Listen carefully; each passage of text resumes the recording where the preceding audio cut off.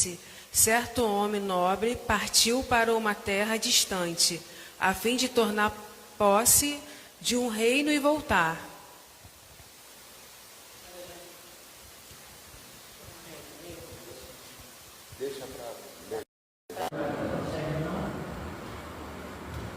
Chamou 10 dos seus servos, confiou-lhes 10 minas e disse-lhes: negociem até que eu volte.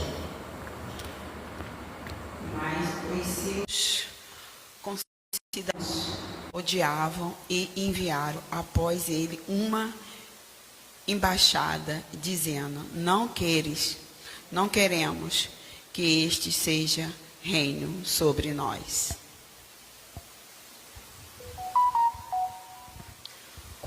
Quando ele voltou, depois de ter tomado posse do reino, mandou chamar os seus servos, a quem tinha dado o dinheiro, a fim de saber quando tinha conseguido ganhar seus negócios. O primeiro se apresentou e disse: Senhor, a sua mina rendeu 10. Eu não consigo. O Senhor lhe disse: bem, servo bom, e porque você foi fiel um pouco, terá autoridade sobre 10 cidades. O segundo servo veio e disse: Senhor, a sua mina rendeu 5. A este o Senhor disse: 5 cidades.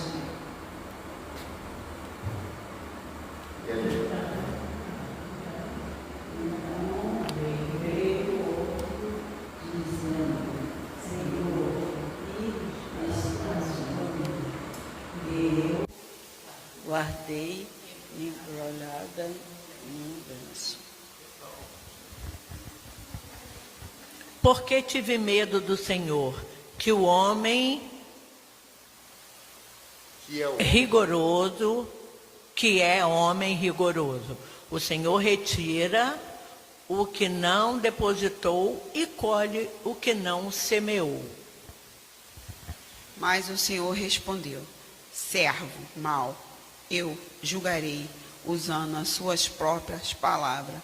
Você sabe que eu sou o homem rigoroso, e que retiro e que não depositei, e colho o que não semeei.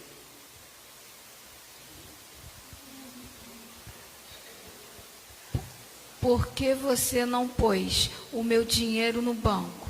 E então, na minha vida, eu receberia com juros.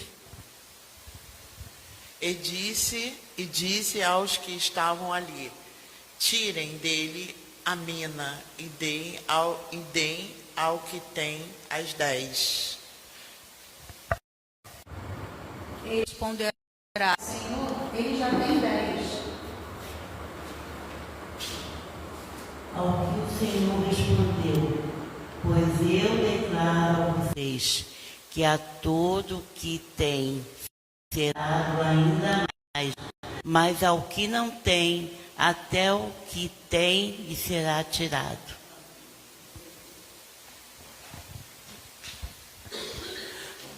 Mas quando esses meus inimigos, que não quiseram que eu reinasse sobre eles, tragam-nos aqui e os matem na minha presença.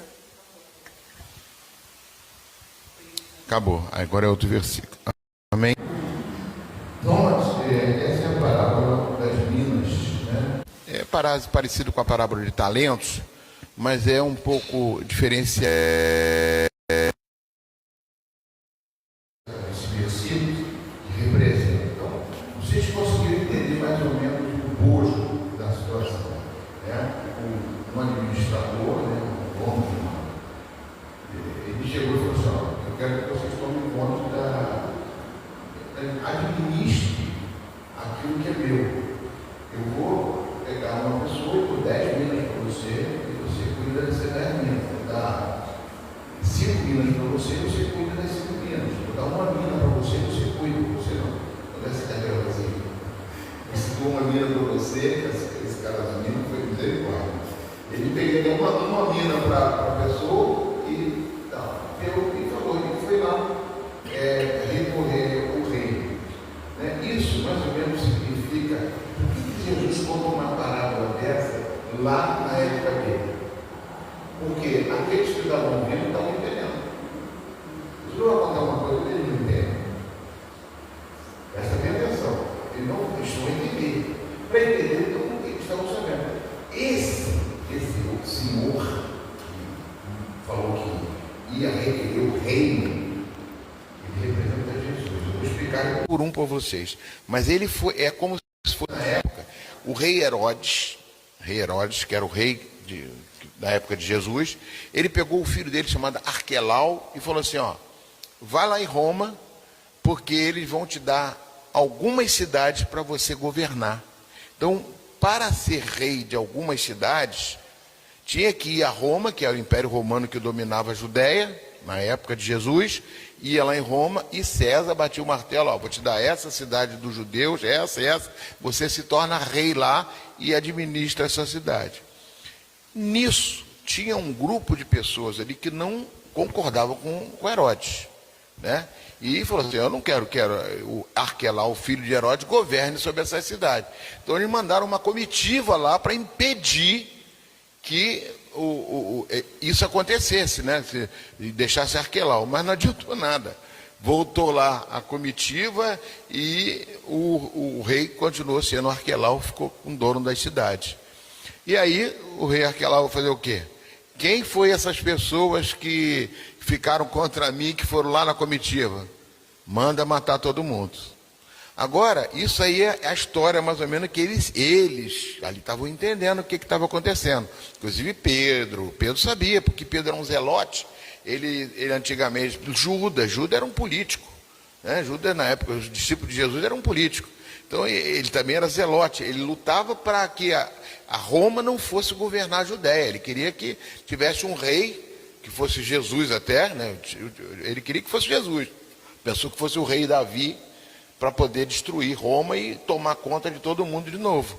Então ele tinha essa visão, então eles ali, foi acontecer. Aqui na terra aconteceu dessa forma. Agora, eu vou te explicar o que acontece no reino de Deus. Ele fez uma comparação dessas 10 minas com o reino de Deus. Aí nós vamos passar aqui agora, pode passar, Tiago? A continuação ali Foi para uma terra distante para receber um reino, primeiro. Jesus não está contando uma história aleatória.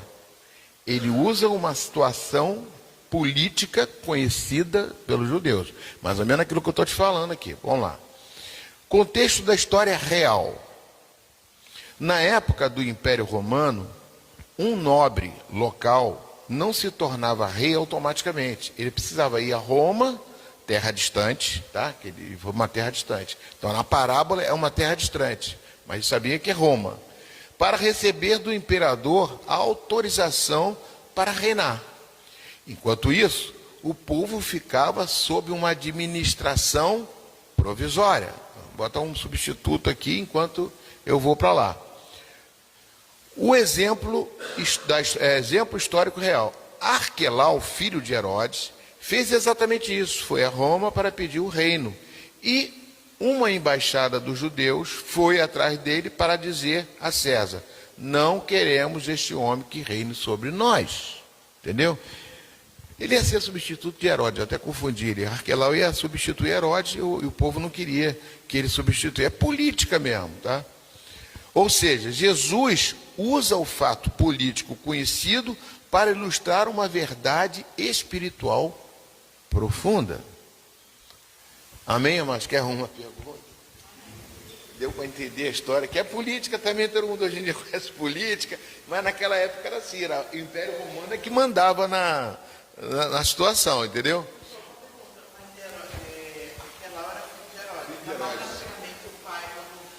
Passava para o filho, mas para passar tinha que ir Roma, tinha que ver quem é esse filho seu aí. Demonstra que ele vale a pena, entendeu? Tipo assim, boa pergunta. O sentido espiritual, aí é que nós vamos entrar na nossa... quem é esse nobre que foi lá na terra distante? Pode passar. O nobre da parábola representa o próprio Jesus. A terra distante é o céu. Receber o reino foi porque Jesus foi exaltado, posto à direita de Deus, após a morte e ressurreição. Ele foi para o céu e ficou à direita de Deus. Opa, então ele está lá consumado, foi consumado, está consumado. Jesus foi para o céu, é o Rei dos Reis, Senhor dos Senhores, né? Foi para o céu e assumiu, ó. Tá, Deus falou assim: você cumpriu o seu mandato, você fez, você vai reinar. Agora, vamos lá. O nobre da parábola pode passar. Voltar depois a sua segunda vinda. Voltar depois. Peraí, volta. Voltar depois. Aí ele falou assim: ele foi lá na Roma, né, aquela história que tem. Ele foi para o céu, mas ele vai voltar na sua segunda vinda. Vamos lá, pode passar. Isso combina com: toda autoridade me foi dada no céu e na terra. 28:18. Mateus 28:18. Pode passar. Por que deixar os servos com as minas? Agora a gente vai entrar na outra parte. Quem ficou aqui? Quem ficou no governo provisório de Jesus? Quem é que ficou? As 10 minas representam legado deixado para a igreja. Dá para você passar Efésios 1:22? Eu tinha que chamar Tiago, chamei Tiago 5 vezes. Falei: Tiago, você tem que vir. Olha lá, o que está escrito aí? Lê para mim. Cadê o microfone? Está com quem? Pô, você mesmo lê. E sujeitou todas as coisas debaixo dos pés de Cristo, e para ser o cabeça sobre todas as coisas, o deu à igreja. Opa! Está claro. Sujeitou todas as coisas debaixo dos pés de Cristo. Ele não fala nem Jesus. Quando Paulo fala Cristo, porque Cristo não é apelido, não é nome, não. Cristo significa ungido de Deus. Ele foi ungido para isso. Ele já é o ressurreto. Cristo se tornou Cristo depois da ressurreição. Ele era Jesus humano. Ele se tornou Christos, né, depois da ressurreição. Então ele aqui já estava consagrado, batido o martelo. E para ser o quê? Cabeça sobre todas as coisas. Jesus é o cabeça. Aí ele teve autoridade para dar para o governo provisório. Nós estamos aqui administrando as minas de Jesus. Pode passar. Eu achei isso tremendo, amados. Por isso que eu não podia deixar. Eu queria muito mais gente vindo aqui. Eu vou passar isso mais vezes. Ela já teve. Primeiro eu dei aula para ela. Primeiro eu dei aula para ela dessa missão que Deus colocou no meu coração. Xarecando, tá lá baixar, eu fico maravilhado. Eu quero fazer cumprir isso aí. Aí, no caso, a igreja, qual é o seu corpo? A plenitude daquilo que tudo enche em todas as coisas. Pode passar para o texto agora. Nós somos o corpo. Lembra que ele falou? Nós somos o corpo de Cristo aqui na terra. Por isso você come pãozinho. Porque o corpo de Cristo. Bebe o sangue que te redime do pecado, para você ficar como Cristo aqui, um governo de Cristo. Que às vezes a gente governa tantas coisas na nossa vida aqui, mas esquece que nós temos uma coisa para o céu, que Jesus está esperando aí do céu. É perfeita isso aí. Eu nunca vi uma perfeição tão grande. Ninguém me contou isso não, tá? Eu não li nenhum vídeo para o pastor pregar isso não. Você ainda tem aqui, ó, você ainda pode até... Talvez você vá ouvir, porque o Espírito Santo não é só para mim, é para todo mundo, né? Mas, glória a Deus, eu fiquei maravilhado com essa mensagem. Voltar depois da segunda vinda, na segunda vinda. Isso combina, pode passar. Por que deixar os servos com as minas? Vamos lá. As 10 minas representam legado deixado para a igreja, responsabilidade para continuar na implantação do reino na ausência de Cristo. Dons, capacitação. Deixa eu parar aqui. Capacitação. Por exemplo, é interessante, eu fiquei perguntando a Deus isso. O que significa dons, capacitação?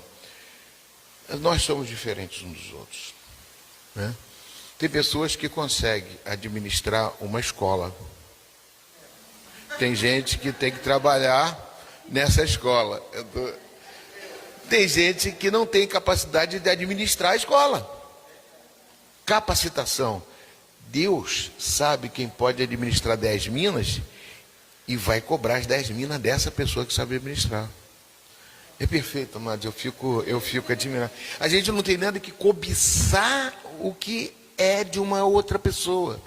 Por isso que a cobiça é um pecado. Está até nos 7 pecados capitais: cobiçar a mulher do outro, cobiçar isso, cobiçar a casa, cobiçar dinheiro. A pessoa chega assim, ó, aquele carro ali ele nasceu virado para a lua, lá o carro dele, aquele carro roubou. Fica olhando para a coisa dos outros. Por que não olha para a sua, meu Deus? Muita gente tem o direito, a pessoa, para conquistar alguma coisa, a pessoa lutou, fez, aconteceu, cada um tem uma capacitação, e não é por isso que você é menor do que essa pessoa. Mas quem constrói um alicerce de uma casa, que faz o mestre de obra, não é mais importante que o engenheiro. O engenheiro mas eu tenho estudo, o engenheiro. Mas eu desenho, se eu não desenhasse, você não faz. Não tem isso. Mas o engenheiro ganha mais do que eu. Teve uma vez que uma ilustração que falou assim, um mecânico chegou, um médico foi atender um médico, não sei se eu já falei isso aqui. O médico levou o carro no mecânico, aí chegou lá o mecânico: caramba, o que foi no seu carro? Abriu, tirou o motor, desmontou. Essa pecinha aqui, tal, montou tudo de novo. O médico olhou e falou: pô, mecânico, o carro ficou ótimo, beleza.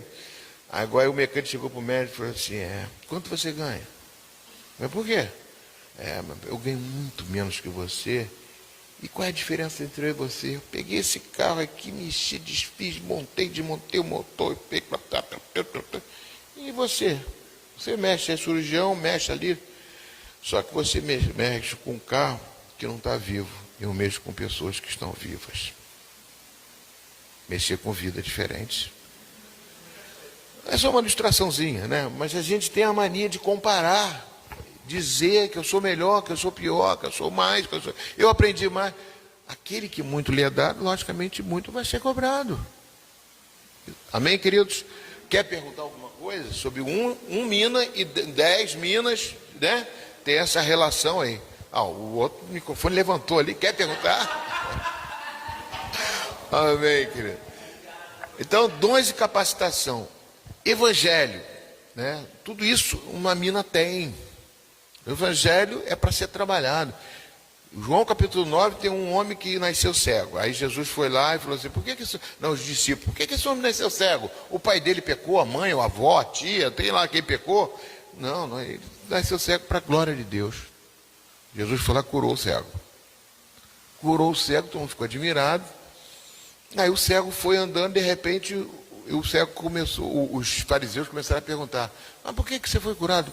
Quem te curou? Foi Jesus Cristo. Eu não sei onde ele está não, que eu não vi, que ele mandou limpar meus olhos, eu não vi que era ele. Mas foi Jesus que me curou. Que Jesus é errado, pecador. Aí começaram a questionar o cego. E o cego começou e falou assim: vou lá no teu pai. Ele levou lá no pai dele. Ele nasceu cego mesmo? Nasceu cego. Mas como é que pode ele ficar? Eu não sei, você pergunta a ele já é maior de idade. O pai saiu fora, que o pai tinha até medo dos fariseus. Aí o cego foi andando. E eles foram atrás do cego perguntando. Aí o cego uma hora falou assim: vem cá, você quer ser discípulo de Jesus? Está me perguntando tanta coisa. Como é que pode um homem desse, Jesus, curar um cego de nascença? Com certeza ele é de Deus, ele não é pecador do jeito que você está falando. Aí o fariseu: você está querendo nos discipular? Eu falei: o homem cego tinha acabado de ser curado, não conhecia nada de evangelho, e pegou ali aquela cura dele e transformou num testemunho para poder falar do evangelho. Evangelho qualquer um pode falar, porque o evangelho, quando você aceita ele está dentro de você.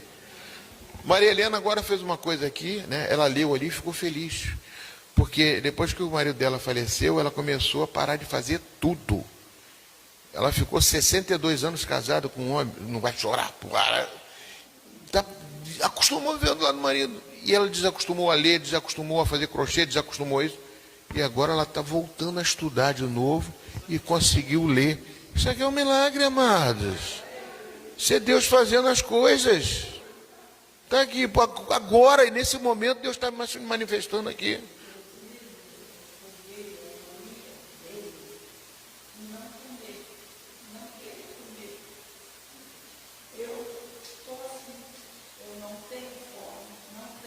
Mas vai mudar essa situação.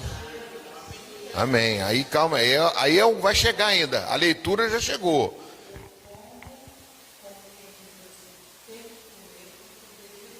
Amém. Mas isso vai mudar. Não é fácil o que você passou. 62 anos do lado de um homem, eu sei o que foi. E você viu o milagre, que ele foi batizado aqui antes de morrer, logo depois morreu. Foi tudo um milagre. 15 dias depois morreu, eu ainda fui na casa dele, Deus já falou comigo ali. Ele vai partir, dormiu do teu lado, uma coisa...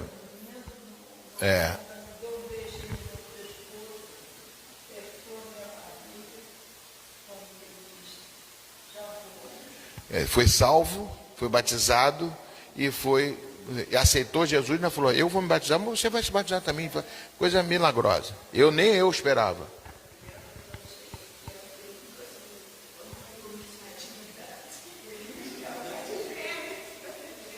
Amém.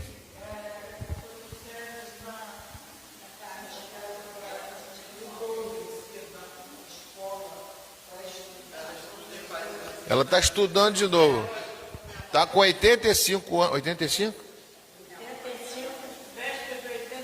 Véspera de 86. Voltou a estudar. Vamos lá, pessoal. Antes, escola dominical é cultura, é isso, é muita coisa. Amém? Rosângela, não pode perder. Traz teu marido é gostar de estar aqui, hein? São meus remédios.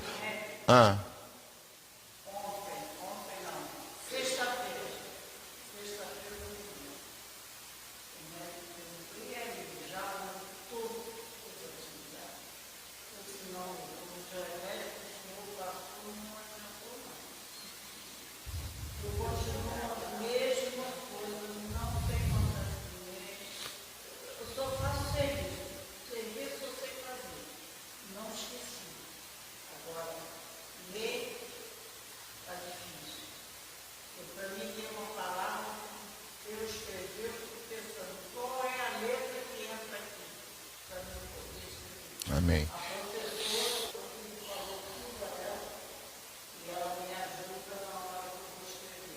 Amém. Mas vai dar tudo certo. Amém? Então, tempo, olha lá o que tem lá. Tempo e as oportunidades. Você tem que aproveitar o tempo e as oportunidades. Como você está aproveitando. Tempo. Tem tempo? Você é um testemunho de Deus. Eu estou usando o teu testemunho. Tempo. Com o tempo as coisas vão mudando. E você estando aqui, Deus vai te dar força para você mudar. Amém? Pode passar. E a ordem é clara. Negociem até que eu volte. Isso aí é o texto que está lá na Bíblia, tá? Ele falou assim, negocie, vocês que vão ficar com as 10 minas, negociem até eu voltar. Então, Jesus está dizendo, trabalhe até que eu volte, a minha volta, a minha segunda volta. Ou seja, não é para enterrar a fé. Né? Não podemos enterrar a fé. Não é para ficar parado esperando. É para servir, frutificar e administrar o que Deus confiou à igreja. Mas nós temos que produzir, nós temos que frutificar. Quem sabe aí, bota para mim aqui o João capítulo 15, Evangelho de João 15, 1. Todo mundo conhece. Eu sou você sabe também. Eu sou a videira verdadeira. E o meu pai? Eu sou a videira. Pode ler, João Antônio. Está com o microfone, vai. Eu sou a videira verdadeira, e o meu pai é o lavrador. 2. Todo ramo que estando em mim, não der fruto, ele o corta, e todo que dá o fruto, ele limpa, para que produza mais fruto ainda. 3. Vocês já estão limpos por causa da palavra que lhes tenho falado. Permaneçam em mim, e eu permanecerei em vocês. Como o ramo não pode produzir fruto de si mesmo, se não permanecer na videira, assim vocês não podem dar frutos se não permanecerem em mim. Só até aí, tá bom já. Tá claro, né, amados? A gente é ramo da videira, temos que produzir fruto. É outra coisa que eu preguei aqui semana passada. Quem quiser pegar a pregação minha da semana passada foi sobre fruto. Deus fez comparado nós primeiro. Salmo número 1 diz que comparado com a árvore. A árvore que é plantada junto a correntes de água, dá o seu fruto na estação certa. Está lá, Salmo número 1. Então, nós somos árvores plantadas junto a correntes de água, junto aos ribeiros. Uma hora vai ter que dar fruto, tem que dar fruto. O fruto vai crescendo, à medida que a palavra vai penetrando, você vai sair fruto. Toda árvore dá fruto. Você bota uma mangueira, ela vai lá, você sabe, vai dar manga. Uma bananeira vai dar banana. Pastor, tem que fruta, depende, eu estou falando, depende do tempo, depende das condições, depende de tudo. Depende da pessoa que vai cuidar. Mas você sabe que uma bananeira dá fruto. Tem que dar. O produto é essencial. E a outra coisa que eu falei. A bananeira dá fruto para quem? A mangueira dá fruto para quem? Eu pergunto, ela dá fruto para ela mesma? A bananeira dá fruto para ela mesma? Então, amados, nós damos frutos para quem? Dos outros. Amém?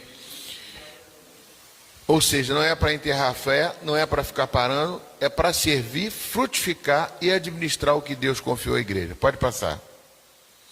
Cada servo recebeu as minas iguais, mostrando que todos recebem algo de Deus. O que muda é a quantidade que cada um recebeu de acordo com a sua capacidade de multiplicar e progredir. Cada um recebe, vai receber um, vai receber 10, outro. Se ele deu para mim uma mina, eu vou ter que produzir uma mina. Deu 10 minas, eu tenho capacidade de produzir mais 10. Deu 5, produzir mais 5. Por isso que eu falo que quando a gente vai ganhar uma vida para Jesus, não tenta ganhar 10, não, ganha uma só. Uma só. Ora a Deus e mostra, pede a Deus para mostrar uma vida. E não fica assim, ganha a vida e leva para a igreja. Não, ganha a vida, discipula, trabalha nessa vida até ela ser batizada. E aí, depois que tiver ensinada isso aí, que ela tem que produzir fruto também, porque ela é uma árvore. É igual uma semente, você tira de uma árvore, plantou. Você planta para quê? Porque eu estou lá agora fazendo esse teste. Estou botando uma terra lá, estou botando minhoca, fazendo tudo. Vou botar uma semente de umas plantinhas. Vou começar a plantar coisa. Para quê? Para eu colher dali, aquela plantinha vai nascer igual a mãezinha dela que eu peguei o pedacinho. Então, você que pegou, você tem que cultivar ela para que ela cresça também e sirva para outra pessoa. Amém? O que tem 10, com certeza, ele pode conduzir e multiplicar as 10. O que tem 5, terá condições de multiplicar as 5. E o que tem 1, também poderá multiplicar mais uma. Modificar aí está errado. Para alterar, não sei se dá para alterar aí. Multiplicar mais uma. Na época, uma mina equivalia 10 dias de salário. 10 minas, 1000 dias de salário. Por quê? Quanto que eram, quando o trabalhador da Seara foi trabalhar, Jesus falou assim, vou te dar 1 denário. Lembra? 1 denário era 1 dia de trabalho. Entendeu? Então você vai ver, 1 denário é 10. Você imagina quanto era as minas, entendeu? Então você está ligado a denário, talento, que era o dinheiro da época que ele referencia. Então é bastante coisa. O que tinha 1000 dias de salário representa 1000 denários, entendeu? 10.000 e assim por diante. 10 minas, 1000 dias de salário. Pode passar. Quem são os concidadãos que o odiavam? Esses representam, na época de Jesus, era Israel, como nação, especialmente seus líderes. E, por extensão, todos que rejeitam o senhorio de Cristo. Todas as vidas que estão perdidas e que não aceitam Jesus como Salvador. Isso aí é erro de português meu, né? Letra, né? Então o que acontece? Se não entenderam, pergunta, tá? Na época de Jesus, quem não recebeu Jesus, Jesus veio para os judeus não o receberam. Então ele abriu a boda de Caná para todos que têm, para nós, para todos os ímpios, vão salvar, né? Porque eles não receberam Jesus, não aceitaram como Messias. Então esses concidadãos na época, que estavam ali, que foram rejeitados e que vão ser mortos, são aqueles que não aceitam Jesus, que não aceitaram Jesus. Então, o que é? Quando Jesus fez a parábola do Zaqueu, não sei se todo mundo conhece, subiu na árvore, Zaqueu, desce daí, convém que eu vá na tua casa. Zaqueu era o quê? Publicano. Ele era judeu, mas se tornou publicano, coletor de impostos junto com os judeus. Quando ele chegou lá, resolvo devolver todos a quem eu defraudei 10 vezes mais e devolvo aos pobres o que eu tenho, não sei o quê. Jesus falou assim, hoje houve salvação na causa desse judeu. Porque o Senhor veio buscar aquele que estava perdido. Veio salvar o que está perdido. Então é interessante, amado.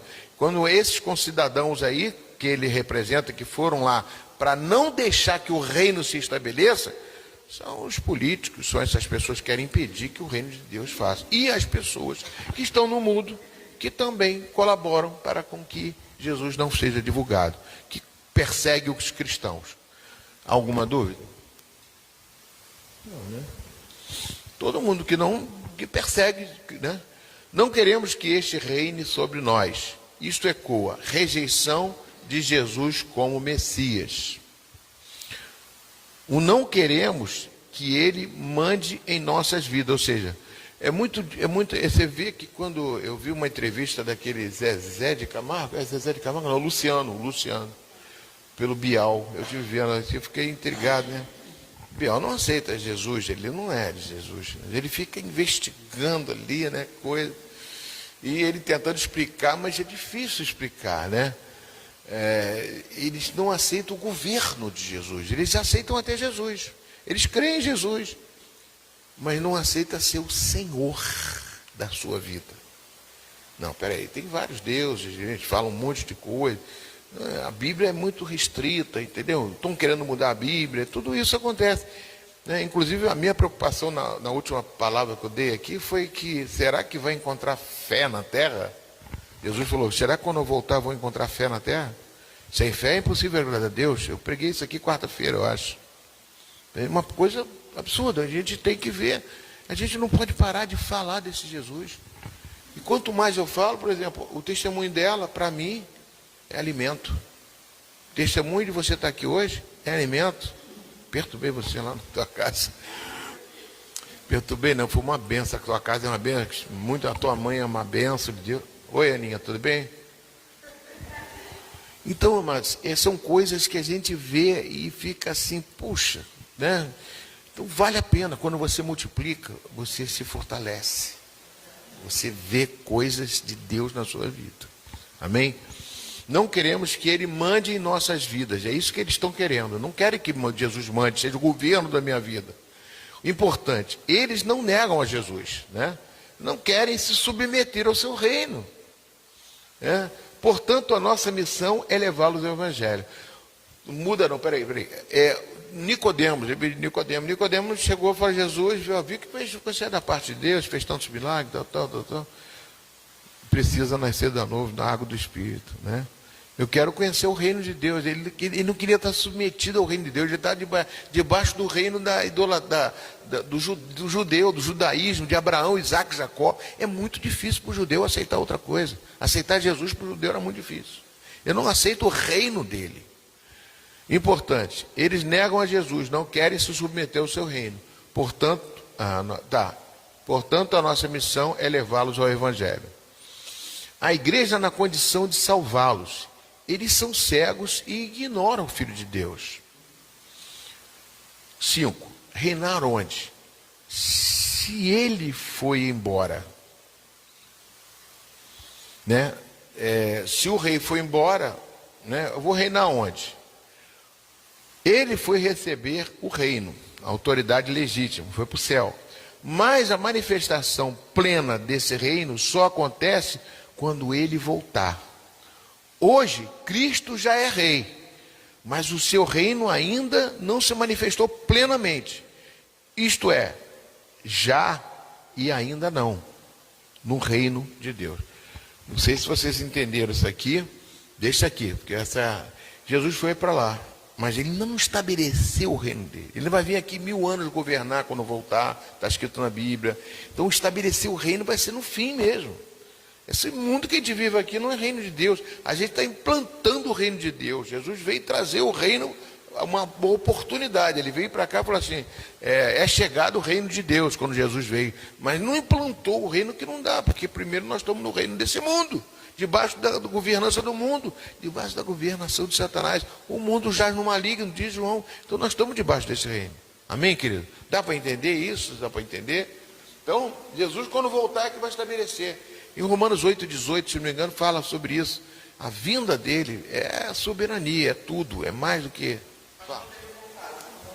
Ele vai fazer igual antigamente, vai ficar pregando igual ele fazia lá.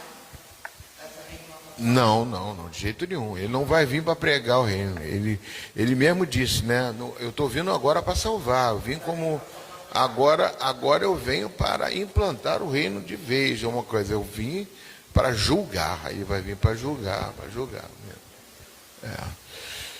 Então, comparando com o texto que nós lemos, a volta de Jesus vai ser igual o administrador que voltou e vai cobrar cada um que aceitou a Jesus aquilo que ele fez no reino dele.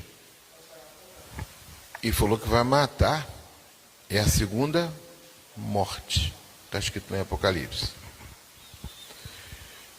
O resumo é muito grave. Quando eu botei responsabilidade da multiplicação, a igreja tem uma responsabilidade. Eu acho que essa responsabilidade está cada vez mais aumentando, porque está chegando o fim.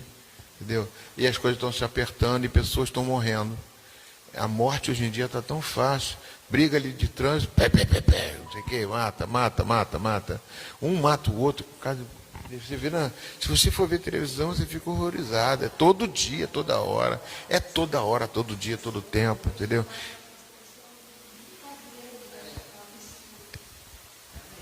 Pode botar para falar. Fala no microfone também, fala o que está acontecendo. Por uma palavra, as pessoas estão matando as outras.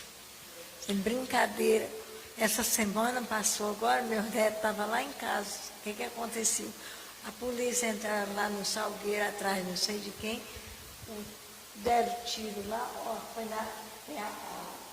blindex da casa da minha filha, aonde encosta a porta, a bala foi ali, bateu e voltou.